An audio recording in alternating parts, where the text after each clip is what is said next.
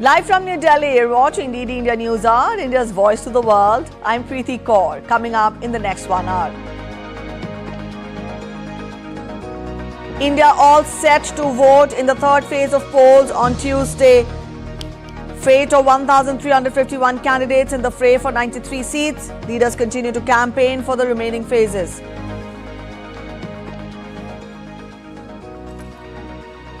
Israeli military begins evacuating civilians from Rafah ahead of the offensive as truce hopes remain slim as Netanyahu flatly rules out Hamas's demand for an end to the conflict in hostage exchange.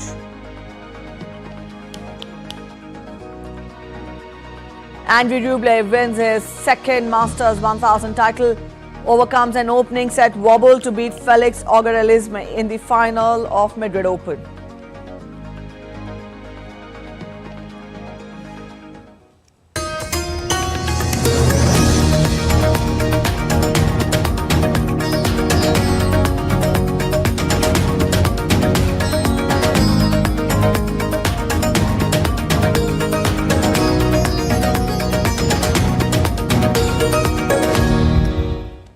Let's begin by getting you the latest on the world's largest democratic election in India.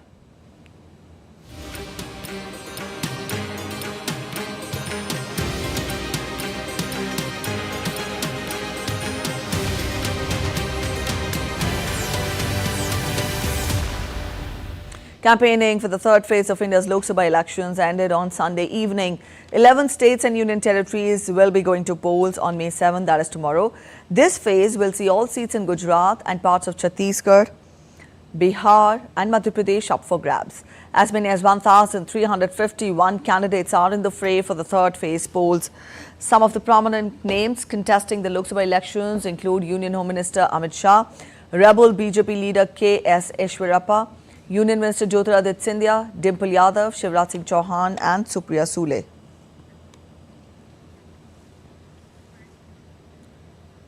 We will see the third phase of voting tomorrow. 11 states and union territories are going to the polls on 7th of May. Now, this phase will see all the seats in Gujarat and parts of Chhattisgarh, Bihar and Madhya Pradesh up for grabs. As we told you, 1,351 candidates are in the fray for the third phase polls. Though there are several prominent leaders contesting in the high-stake contest, we'll get you a quick look at that. As voters are waiting to cast their ballots in the third phase of the Indian general elections, India's Home Minister Amit Shah will be seeking his second term from the seat of Gandhinagar after registering a massive victory in 2019 elections. The seat was earlier represented by veterans like L.K. Advani, and BJP is undefeated on this seat since 1989. Shah is up against Congress's Sonal Patel this time, while Samajwadi Party MP Dimple Yadav will also be seeking re-election from Manpuri, a seat represented by her father-in-law and party supremo Mulayam Singh Yadav and was vacated after his death, though she won the by-election by a margin of around 300,000 votes. Now moving towards Baramati, which is known as the bastion of Pawar family. It is witnessing a direct contest between the three-time sitting MP Supriya Sule, the daughter of NCP-SP Supremo Sharad Pawar, and Sunitra Pawar, who is the wife of Ajit Pawar, who had switched over to BJP-led NDA and became Maharashtra Deputy Chief Minister. Shivraj Singh Chauhan is contesting from Vidisha after the party gave the state's baton to a new face after winning the assembly elections last year. Chauhan is the longest-serving Chief Minister of Madhya Pradesh and a five-time MP from Vidisha, who is pitted against Congress's Pratap Bhanu Sharma. Another prominent candidate, Jyotiraditya Scindia, former Congress leader who switched both into BJP, leading to a political upheaval in Madhya Pradesh in 2020, is contesting from Guna constituencies in Gwalior-Chambal region. Though Scindia has lost from this seat in 2019 while contesting on Congress ticket against BJP's Krishnapal Singh, this time Scindia is up against Congress's Yadvendra Rao Deshraj Singh. Former Madhya Pradesh Chief Minister and veteran Congress leader Digvijay Singh has made a return to the electoral race from the Rajgarh constituency, which is being touted as a hot seat. Who has termed this as his last election, is pitted against two-time BJP MP Rodmal Nagar. Prime Minister Narendra Modi led BJP is seeking a third term to power, while the opposition India Alliance is aiming to wrest power. Aarti Rana for DD India.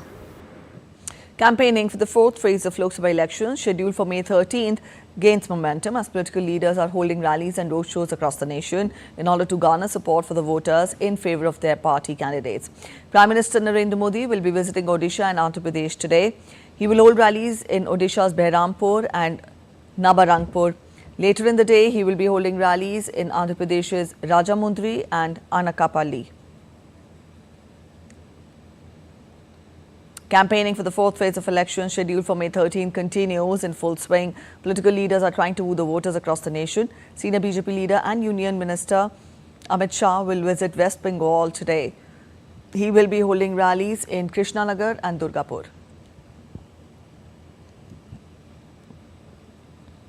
BJP leader and Uttar Pradesh Chief Minister Yogi Adityanath will be holding rallies in his state. He will hold election campaign in Unnao, Hardoi and Shahjahanpur. In order to garner support in the party's favour, political parties are geared up to woo the voters across the country. Samajwadi Party Supremo Akhilesh Yadav will hold rally in Uttar Pradesh's Kannauj.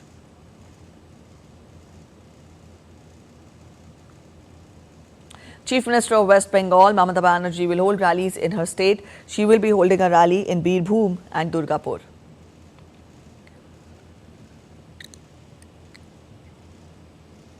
Meanwhile, Congress leader Kanhaiya Kumar, contesting from Northeast Delhi constituency, will file nomination today. Voting in Delhi is scheduled for May 25th in the sixth phase of the general election.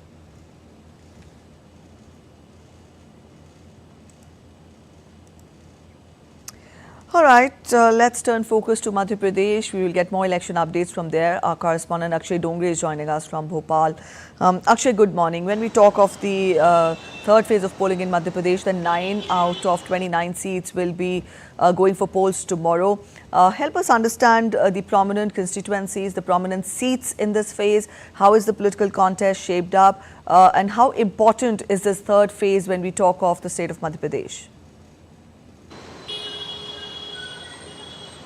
Well, it is perhaps one of the most important election as far as the state of Madhya Pradesh is concerned, because as you asked the question about key constituencies and key faces that will be contesting elections, so perhaps some of the most important political figures are contesting this time around, because we have two former chief ministers, one former union aviation minister, union cabinet minister, and then we have several other leaders as well that are contesting polls this time around. So among the key figures, perhaps some of the tallest figure, one of the tallest figure rather from the politics of Madhya Pradesh is Shivraj Singh Chauhan. He himself has been the longest serving chief minister of the state. For 18 years he has ruled this state. He has been a member of parliament from the state for 5 terms. From Vidisha and other constituencies of Budni as well. And this time around, Shivraj Singh Chauhan once again is contesting polls. Perhaps this is the most interesting battle that is going to take place between Shivraj Singh Chauhan and the Indian National Congress candidate from the constituency of Vidisha, Pratap Bhanu Sharma. So that is one seat. The other seat of Rajgarh also has a former chief minister of the state contesting polls against the incumbent member of parliament, Rodman Nagar. Digvijay Singh from the Indian National Congress will be contesting the polls. And so these are all the issues, these are all the candidates that are contesting polls. Jyotiraditya Scindia is contesting from Guna constituency. So Preeti, these are some of the key figures that are contesting election this time around. All right, Akshay, also you've talked about the key figures in the political contest, but help us understand about what is it that is on the minds of the voters when they step out to vote, because these general elections are more about national interests, and these general elections mostly cover, transforming the country as a whole. So let us understand from you, what are the voters, what is it on the minds of the voters when they step out to vote tomorrow? Well, Preeti, that probably the voters would be best to decide, but from our perspective, from what we have spoken to the people, to the voters, the key issues are clearly the national issues, be it the national security, be it a development, be it an overall development of the country. So people are not looking at this election from a local perspective. They are looking at these elections from a national and perhaps international perspective as well. Be it the bilateral relations that the government of India has with the countries, be it the growing economy, or strengthening India's military might. All of these issues come into agenda as far as Lok Sabha elections are concerned, and perhaps that's the reason why the result in the Lok Sabha and the Legislative Assembly are quite different. Because if you look at the Legislative Assembly, the elections are in fact quite difficult for even the BJP to fight. In fact, it is a tough competition between the two political parties. But when it comes to the national elections, the BJP has perhaps been sweeping the state for about 2 decades now. Especially in the last elections, the result was 28 for BJP and only 1 seat for the Congress party out of the 29 Lok Sabha constituency. Similarly, in 2014 there was 27 seats going in for BJP and only 2 seats for the Indian National Congress. So it is a different battle altogether when it comes to the Lok Sabha constituency. So these national and international issues are focused, but somewhere the local issues also play a role when it comes to the election process. All right, Akshay, we leave it here. Thank you for joining in with those details. That was our correspondent Akshay Dongre joining us from Bhopal, telling us more about the preparations in place, the political contest. As we see, Madhya Pradesh will witness polling tomorrow in 9 of the 29 seats. We'll keep you updated. Meanwhile, let's turn focus to Chhattisgarh. As anticipation builds in the state, residents from all walks of the life have geared up for upcoming polls tomorrow. From first-time voters to seasoned elders and notably the resilient farmer community, enthusiasm knows no bounds despite the scorching temperatures. Take a look at this special report. The state of Chhattisgarh will go to polls on May 7 on 7 seats. Everyone is very excited to go to polls. And so are the farmers, who are equally excited to cast their ballots come May 7. In the heart of Surajpur, in the Indian state of Chhattisgarh, amidst the relentless heat, Madhusudan Sahu tirelessly tends to his farm, earning his livelihood through hours of labor. Yet, despite the challenges, his determination to cast his ballot nearby remains unwavering. He emphasizes the importance of exercising his democratic right. मेरे को vote करने के लिए भी प्रेरित करना है और मतदान भी करवाना है अधिकतम, और अधिक से अधिक मतदान के लिए जाएं, और मैं भी मतदान के लिए जाऊंगा और उत्साह बहुत है मतदान के लिए.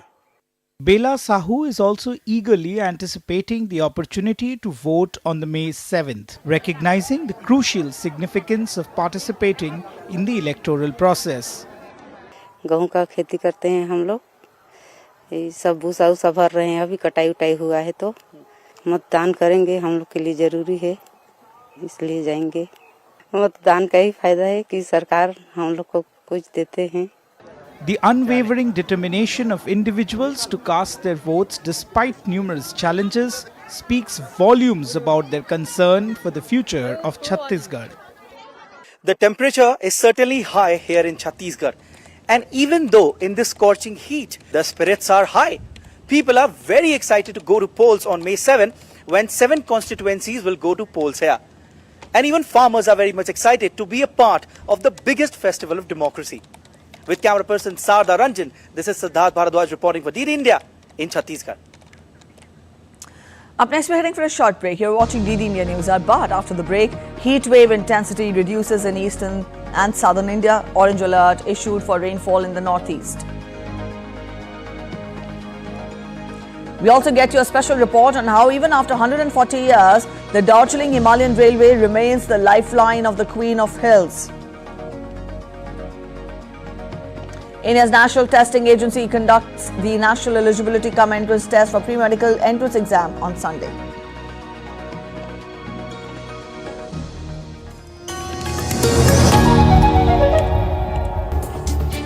Embracing growth, development, science and technology. A voice of progress, a voice of unity.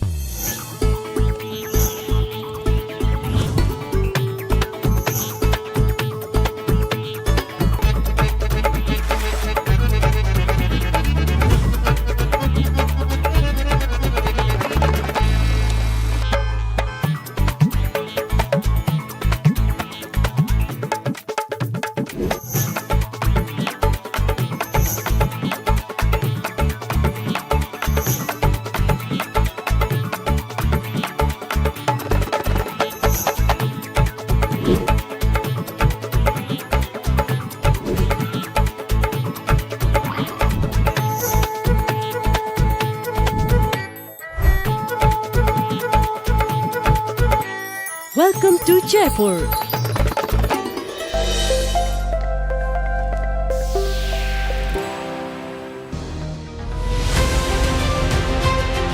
Team Poll Pulse has reached. Welcome back after the break. You're watching DD India News Hour and I'm Preeti. The election battle in the central Indian city of Indore seems to have lost its fizz with Congress party candidate joining the BJP. While Congress has not much to defend, senior BJP and former speaker in the lower house of parliament says she is shocked. DD India's Vishal Baristo gets us more. Dressed like a Maharaja and garlands of victory in his neck, this is Bharatiya Janata Party's candidate from Indore. Music and showers of blessings welcome him wherever he goes with his party cadre. Though the voting is yet to take place in the city, the man is already a winner, with Congress candidate joining hands with BJP. The way we fight elections is the same way we are fighting. In the same way development works has been done in our country and our city. People feel that our city is advancing in the country and the world. I am confident that the Indore city will create a history of victory in this way. After days of playing hide and seek, the man in question, Akshibam, appears before the media to offer his defense. Akshay faces many court cases but claims his hands are clean. The matter of a 307 and the matter of a college case has been very specifically done as being in a 17 years to have one case, and is there are multiple cases going on in the courts, and whatever the 307 you are talking about, it's all about prima facie. It looks like to be that it has to be undergone as a discussion. So I don't think so. It's some pressure enough. The Congress party, already left high and dry, has not much to say. I only want my Indore to be rescued. I have nothing to say against the man who deserted us. While Congress is speechless, the senior BJP leader and former speaker in the lower house of the Indian Parliament expresses her concern and calls it a disaster for democracy. I was very much astonished. I was surprised to see. With voting slated for the 13th of May in Indore, the outcome seems already decided. Having already lost the battle here in Indore before it began, Congress is now asking people to go for Nota, which means none of the above. With cameraman Manmohan in Indore, this is Vishal Baristo for DD India. In West Bengal's Murshidabad, brass and bell metal industry and the workers are staring at a dwindling fate. Their business has shrunk to a fourth of what it used to be over time due to increase in prices of raw materials and other market forces. Murshidabad polls on Tuesday in the third of the 7-phase general elections will see city's brass and bell metalware stakeholders wish the elected representatives save their vocation from perishing. West Bengal's Murshidabad is known for its traditional brass and bell metalware since the pre-colonial days. The creations range from intricate deities and other figurines to utensils and bells. While brass is a combination of copper and zinc, a major component of bell metal is also tin, which gives it more luster. It's also more expensive and considered ideal for metal kitchenware. But it has been losing out to steel, and its sellers say their business now is not even a fourth of what it used to be. The increase in the price of raw materials has reduced its demand significantly. It is used in weddings and ceremonies, and nowadays more steel is used. Only 25% of it is left. Because it has a resale value, it also has no side effect. While the mercury crosses 40 degrees Celsius in India's unforgiving summer, these workers toil away in subpar working conditions. Researchers say their posture and environment cause many health problems. Basically, we have found that they are suffering from low back pain due to their movements, frequent movements. They have problems in wrist movement, and they feel shoulder pain as well. And the condition that should be maintained in a factory, in a working environment, that is not maintained. It's not like that they are not maintaining; they are unable to maintain it. the working conditions in these brass and bell metal factories are tough to say the least. Factory owners say that many of their workers have left for better pay. And at one time, a study says in 1944-45, there were 180 factories in this area in Murshidabad district. Now, barely 20 are left. Many people have left. New people are not coming to learn this.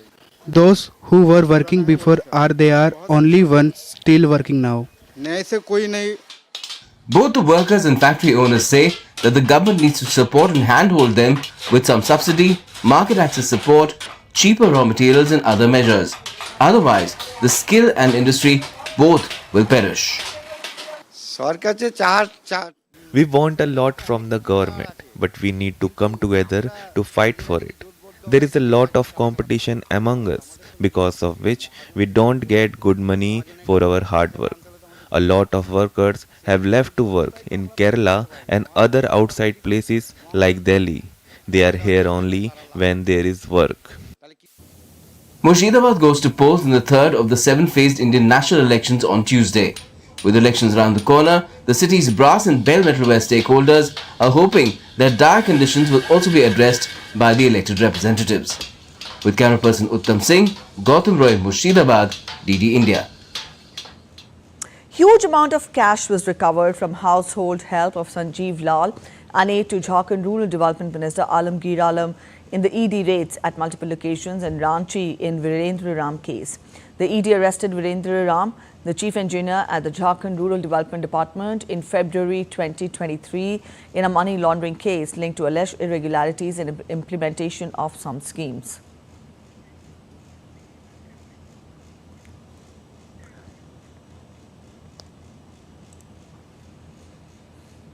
In Jammu and Kashmir, security beefed up in Poonch and surrounding areas after an Indian Air Force convoy was attacked by terrorists on Saturday. A large-scale search operation to apprehend the terrorists responsible for the attack continues. Also, mortal remains of Air Force Jawan who was martyred in the Poonch attack was brought at his native place in Chhindwara district of Madhya Pradesh.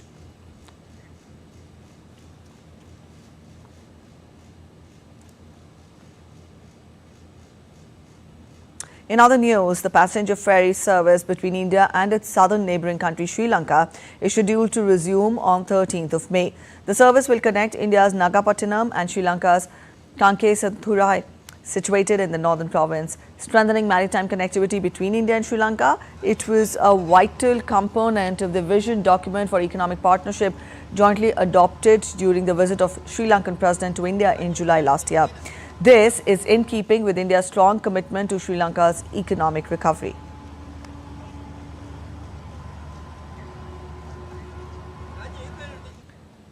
The Indian Meteorological Department has predicted relief from the scorching conditions in several Indian states from 5th to 9th of May.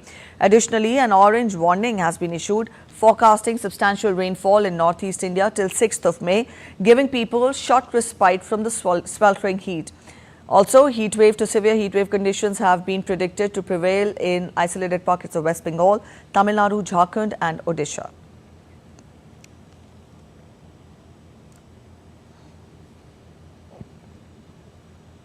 The Darjeeling Himalayan Railway is a UNESCO World Heritage Site. The railway, built in 1881, helped connect the hills of Darjeeling with the plains, bringing down the prices of essential commodities and helping in the export of tea. It established Darjeeling on the world map. More than 140 years later, the Darjeeling Railway still runs on a small stretch between Darjeeling and Ghum, transporting people back in time. Marklin gets us more. The Darjeeling Himalayan Railway isn't just a stretch of tracks. It's a historical marvel that winds its way through time and terrain. It has UNESCO World Heritage status because it is an innovative transportation system developed in the 19th century that transformed the landscape of the Darjeeling Hills from a cluster of huts to a bustling hub of culture and commerce. In 1878, Franklin Prestige, regarded as the founder of this wonder rail link, saw immense possibilities in linking the hills of Darjeeling and the plains by rail. Prices of essential commodities were 3 times dearer in the hills than in the plains. The railway over time was able to bring down the cost of essential commodities between Darjeeling and Siliguri and carry tea for export, which established Darjeeling on the world map.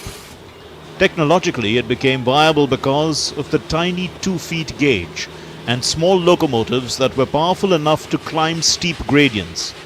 UNESCO World Heritage Committee inscribed DHR as a World Heritage Site on the 5th of December 1999 because it is an outstanding example of the influence of an innovative transportation system on socio-economic development of a multicultural region, which was to serve as a model for similar developments in many parts of the world. Today, a short ride on this gateway to the spectacular Himalayas is all that remains, and it is full of mystery and imagination. The tiny 4-wheeled steam locomotive is a living legend of the 19th century, and looking out at the mesmerizing scenery literally transports one back in time, one whistle at a time.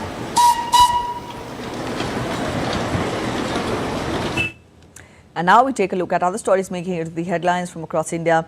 Chief of Army Staff of the Indian Army, General Manoj Pandey, paid a visit to Sikh Light Infantry Regimental Centre in northern state of Uttar Pradesh's Fatehgarh. General Manoj Pandey paid homage to the bravehearts and reviewed the ceremonial parade. 2 persons were apprehended at Alura in Jammu and Kashmir Shopian on Sunday in a joint operation of the Indian Army, Central Reserve Police Force and Jammu and Kashmir Police. The weapons recovered from them are 1 pistol, 2 hand grenades and other warlike stores. Further investigation is underway.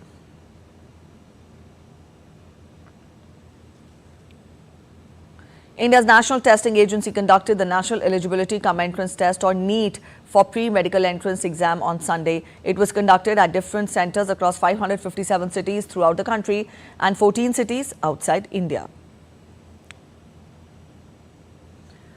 India's Manipur Governor Anusuya Ueke inaugurated School on Wheels at a ceremony held in the state's capital, Imphal.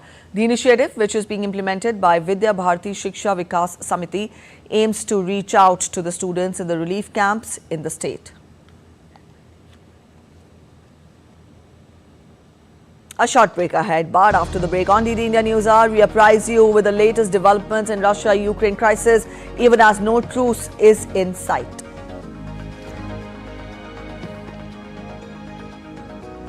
Panama gets a new president. Its former security minister, Jose Raul Molino, declared winner of the country's presidential election.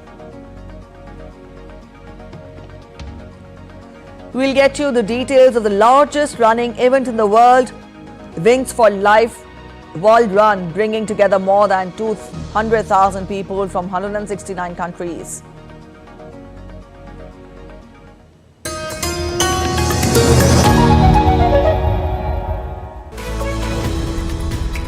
We just don't bring you the news as it unfolds. We get to the heart of the matter. We don't just present facts. We demystify complex social, political and economic events. We break stories that shape the world's present and future because you deserve the truth. I am Tanvi Taneja from New Delhi. I'm Ollie Barrett from London. I'm Nick Harper from Washington, D.C.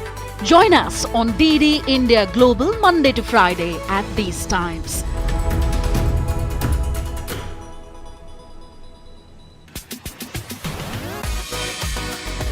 India that invents. India that innovates. India that excites. India. Land of possibilities. Teeming with opportunities. Watch India Ideas each Thursday, 8 p.m. only on DD India.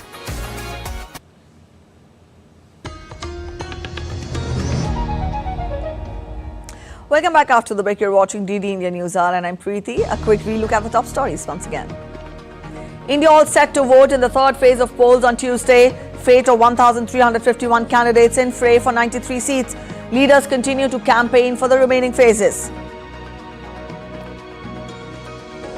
Israeli military begins evacuating civilians from Rafah ahead of the offensive as truce hopes remain slim, as Netanyahu flatly rules out Hamas's demand for an end to conflict in hostage exchange. Andrey Rublev wins his second Masters 1000 title. Overcomes an opening set wobble to beat Felix Auger-Aliassime in the final of Madrid Open.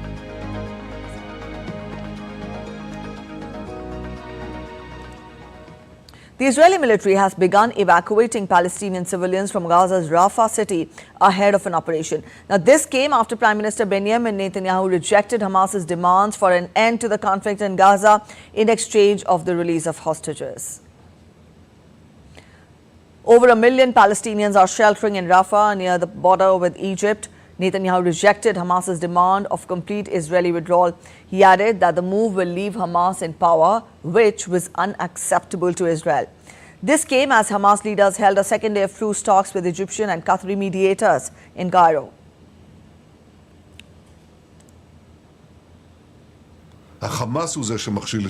Contrary to these publications, it is Hamas that is preventing the release of our hostages. We are working in every possible way to free the hostages. We are not willing to accept a situation in which Hamas battalions leave their tunnels, re-establish control over Strip, rebuild their military industries, go back to threatening citizens of Israel in the communities near Gaza, the city of the south, and throughout the country. Earlier, Israel launched a counter-strike on Rafah after 3 Israeli soldiers were killed in a Hamas attack near the Palestinian city. Hamas's armed wing targeted the Kerem Shalom crossing into Gaza. Israel's military said 10 projectiles were launched from Rafah towards the crossing, which it said was now closed to 8 trucks. However, other crossings remain open.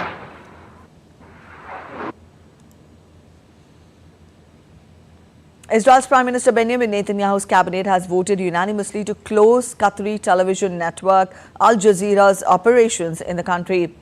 This comes after the Israeli parliament passed a law allowing the temporary closure in Israel of foreign broadcasters considered to be a threat to national security during its conflict with Hamas. According to a report, Israeli authorities raided a Jerusalem hotel room used by Al Jazeera as its office after the shutdown order.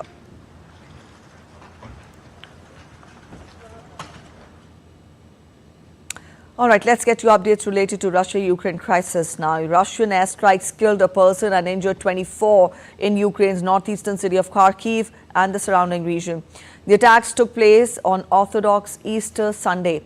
Kharkiv withstood a week-long Russian attack in the early days of February 2022, Russian offensive, and has been a frequent target of attacks in the recent weeks. Also, Russian forces have taken control of the village of Okretine in Ukraine's eastern Donetsk region. The village lies northwest of the one-time Ukrainian stronghold of Avdiivka, which Russia captured in February.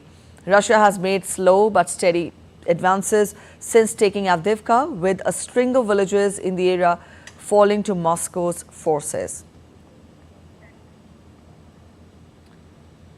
Philippines and the United States troops continue to undertake largest annual combat drills as Beijing's growing assertiveness in the region raises fears of a conflict. Exercise Balikatan, a Tagalog word meaning shoulder to shoulder, is among the most complex Philippine-US drills. The training, which began in late April, continues through May 10th and is involving more than 16,000 troops. While the Philippines is poorly armed, its proximity to the South China Sea and Taiwan would make it a key partner for the United States in the event of a conflict with China. Laura Westbrook tells us more from Hong Kong. We are seeing tensions rise in this important strategic area. With just last week, there were clashes between the Chinese Coast Guards and the Philippine Coast Guard, with the Philippine Coast Guard saying that the Chinese Coast Guard had used water cannon against one of its vessels for the first time. And we have seen increasing clashes in the South China Sea, where the Philippines accuses China of blocking its resupply missions in the area. China says that it is simply defending its territory and that it was the Philippines that has been infringing on its sovereignty. China claims most of the South China Sea, that is despite competing claims and an international legal ruling. And with these drills, we are seeing, the United States increasingly coming behind its key ally, the Philippines. The Philippines has become more under the leadership of President Marcos, more responsive to these drills. It's China that's actually infringing on its territory. And we are also, the fear though, is that with these increasingly combative encounters between the Philippines and China, that the fear for the region and indeed for the world, that these could escalate even further. Chinese President Xi Jinping arrived in Paris for a rare visit against a backdrop of mounting trade disputes with the European Union. French President Emmanuel Macron is set to urge Xi Jinping to reduce trade imbalances and to use his influence with Russia over the war in Ukraine. Xi is due to meet Macron and European Commission Chief Ursula von der Leyen on Monday. One of Macron's key objectives is to caution Xi against supporting Russia in its offensive in Ukraine. Western officials are concerned about potential Chinese involvement in supplying arms to Russia, which could further destabilize the conflict. Macron emphasized the necessity of working with China to safeguard the stability of the international order, while von der Leyen said she will press for fair competition with China in the talks she will hold with Xi.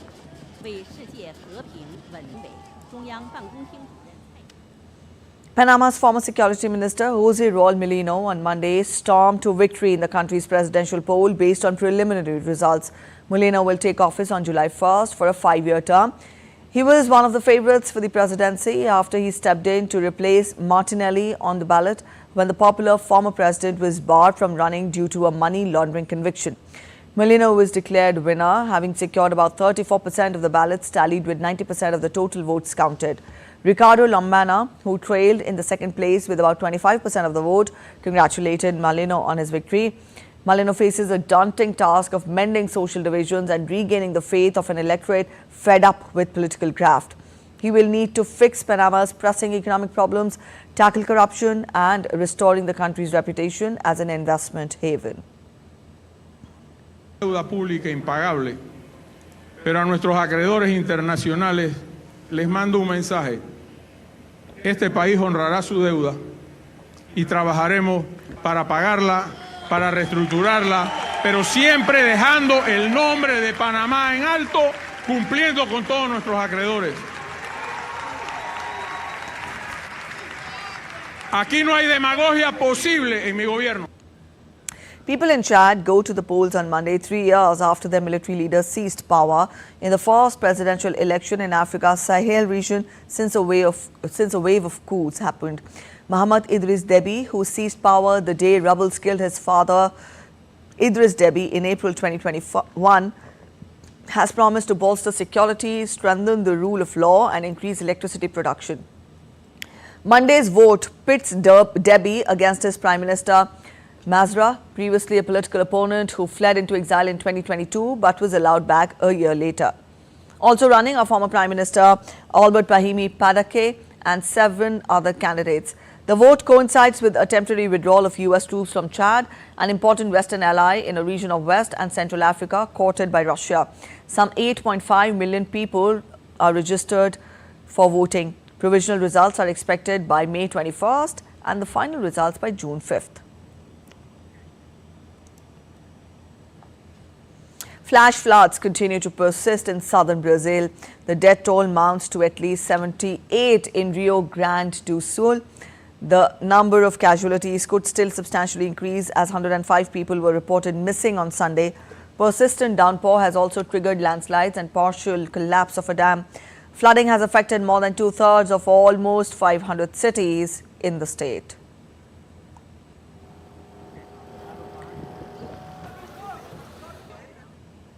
In Kenya, flash floods and heavy rains that began in the middle of March have killed 228 people so far. And now, East African country is bracing for massive storm Cyclone Hidaya. The government has asked people living near 178 dams and water reservoirs now close to overflowing, as well as those in informal settlements close to rivers and streams, to evacuate. The Nairobi government has set up 115 camps to host people displaced by flooding and is working closely with donors and humanitarian organizations to provide food and non-food supplies to those affected. Floods continue to hit parts of East Africa, impacting thousands of people, including refugees in the region, and leaving many of them homeless.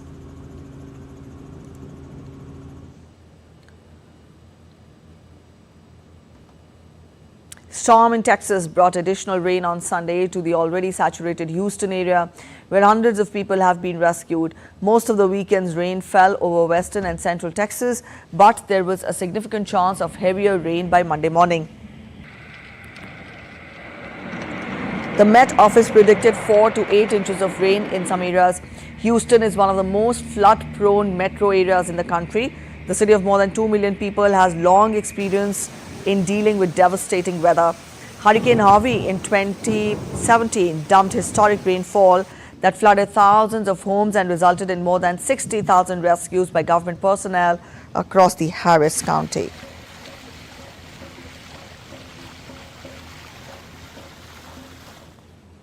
Schools in Bangladesh reopened on Sunday and classes were continuing over the weekend after a searing heat wave a week ago that suspended lessons as the country baked in temperatures that surged to well over 40 degrees Celsius. Bangladesh has wavered over reopening schools for some 33 million students and pressure to prepare them for exams, even as the worst heat wave in 7 decades was witnessed. Many people have died across the region, and experts warn the heat could exacerbate inequalities, widen a learning gap between developing and developed nations in the tropics. Eurotunnel, the longest undersea channel in the world, is celebrating its 30th anniversary. The Channel Tunnel opened in May 1994 and connects Kent in southern England to Caillas in northern France underneath the sea bed of the English Channel. The 31-mile journey takes just 35 minutes, a much quicker way than taking a ferry or a plane to our neighbors. Nearly 10 million people use the channel every year.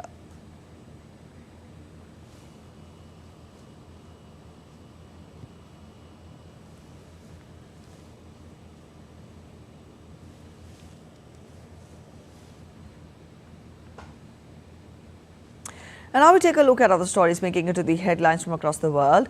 Actor Bernard Hill, best known for his roles in Titanic and The Lord of the Rings, passed away at the age of 79. Born on December 17, 1944, Hill started his career in Yorsa Hughes in the 1982 miniseries Boys from the Black Stuff, which became an ode to the disenfranchised working class community in Great Britain. More than 200,000 people from 169 countries took part in the 11th edition of the Wings for Life World Run. United by the motto, running for those who can't, runners, walkers and wheelchair users gathered at one of the 345 starting points across the globe to participate in the largest running event in the world, covering an average distance of 11.5 kilometers.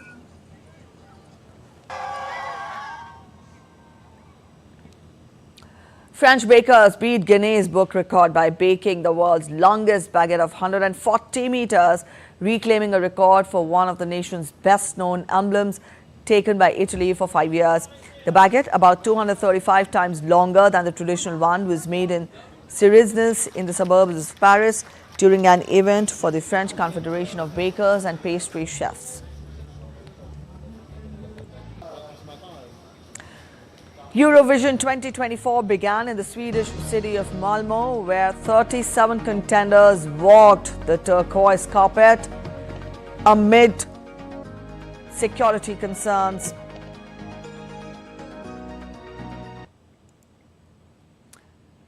It began in the Swedish city of Malmö, where 37 contenders walked the Turkish carpet amid heightened security.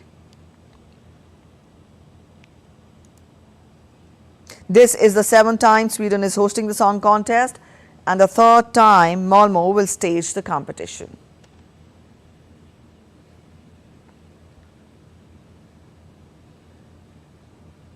You're watching DD India News Hour. We're heading for a short break, but after the break, Asian stocks rose on Monday on renewed bets.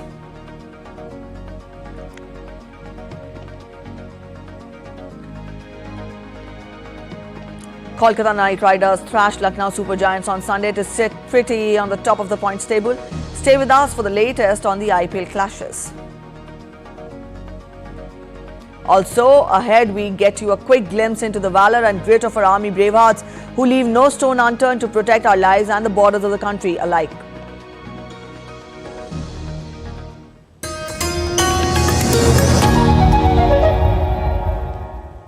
Hype versus facts. In-depth news and analysis with experts who will help you decide why this election matters. DD India is the main election headquarters with numbers most accurate, data most reliable, and viewership across the platforms. Stay tuned to the Great Indian Election only on weekdays at 8:30 p.m. IST and 1500 hours GMT.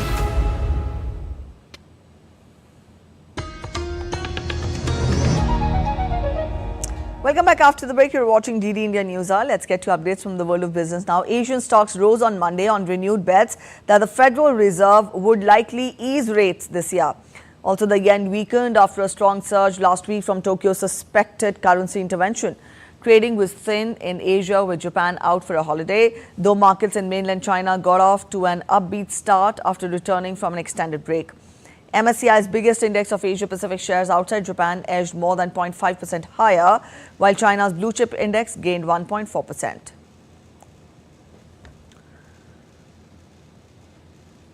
The long-running saga around cancelled flights has ended after Australian airline Qantas and Australian Competition and Consumer Commission agreed on a settlement. Both the parties had agreed to pay a penalty of $66 million to settle a lawsuit that accused Qantas Airlines of illegally selling thousands of tickets for flights that had already been cancelled. The penalty is subject to the approval of the Federal Court of Australia, it said in a statement. Now, as per the settlement, Qantas will start a remediation program for passengers affected by the cancellations, with each impacted customer receiving compensation. Qantas was sued last August by the council, which had alleged that in some cases the airline's flights were on sale for several weeks after cancellation. All right, on to sports now. Andrey Rublev overcame an opening set wobble to beat Felix Auger-Aliassime in the final of Madrid Open on Sunday to win his second Masters 1000 title. Auger-Aliassime had moved into the final when 3 of his 5 opponents in Madrid gave him walkovers, including top seed Jannik Sinner, who pulled out with an injury before their quarterfinal clash. Also, 26-year-old Rublev had come into the tournament in Madrid in poor form, having lost his previous 4 matches on the tour, but dropped only 2 sets en route to the title.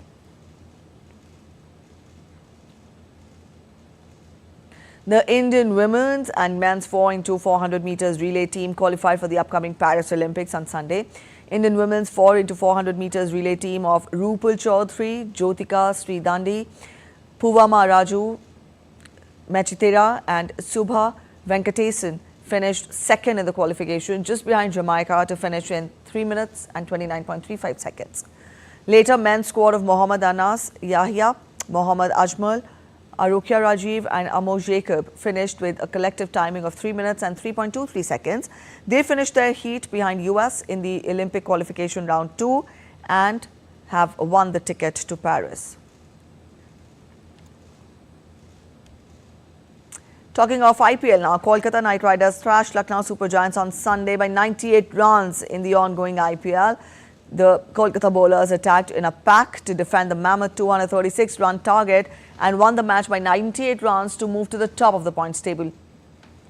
Earlier, Sunil Narine continued his sublime form with the bat and smashed 81 runs to help Kolkata Knight Riders post 235 for 6 in 20 overs. Also, Mumbai Indians will take on Sunrisers Hyderabad at the 55th match at Wankhede today. Mumbai, being in a slump, will be hoping to end its 4-match losing streak. 5-time IPL champion and Chennai Super Kings legend MS Dhoni etched his name in IPL annals as the first player to take 150 catches in the league's history. Dhoni accomplished the feat during the IPL match against Punjab Kings in Dharamshala on Sunday. Dhoni took a catch to dismiss Jitesh Sharma for a quick duck in the match. Known for his lightning reflexes and astute wicket keeping, Dhoni's achievement underscores his exceptional skill in the cricketing world. With 146 catches as a wicketkeeper and 4 outfield catches, Dhoni is the only player to have 150 IPL catches.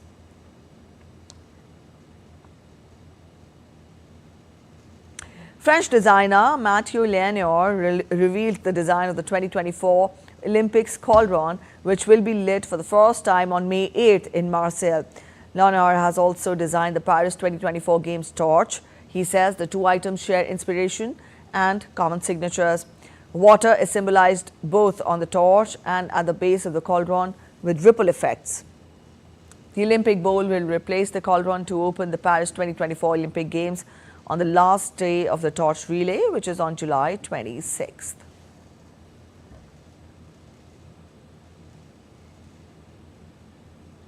Back home, the Indian Army is always prepared to meet any challenge and spare no effort in ensuring a peaceful internal security situation and the integrity of the national borders. Let us now leave you with a video showcasing valor of the Indian Army's Northern Command. Let's go down and the sun comes up, break my bones and I still stand tough. I am a warrior, I am a warrior, I am a warrior. Looking in the mirror, the warrior, a champion, keep your story, bruh. Friends on my team rolling with me, I'ma ride this beat like a 10-speed. With me, now you wanna fall back? Heartless punch, what you call that? Saw that coming and I say I called that. It's all bad, baby, don't bar that. Sacrifice, I pay the price, and the thought alone keeps me up all night. I work the life, I learn my stripes. Heart of a beast, I'll keep up the fight. When the lights go down, when the sun comes up, break my bones and I All right, on that note, we end this edition of DD India News Hour. Let us know your thoughts on the news of the day. And for those of you on the go, you can get all the latest news and updates from India and across the world on the DD India mobile app. The app is available on both Android and iOS platforms. Scan the QR code on the screens to download now. And we'll be back with more news as it breaks here on DD India. I'm Preeti Kaur signing off, and from all of us here in Delhi, thanks for watching DD India Live.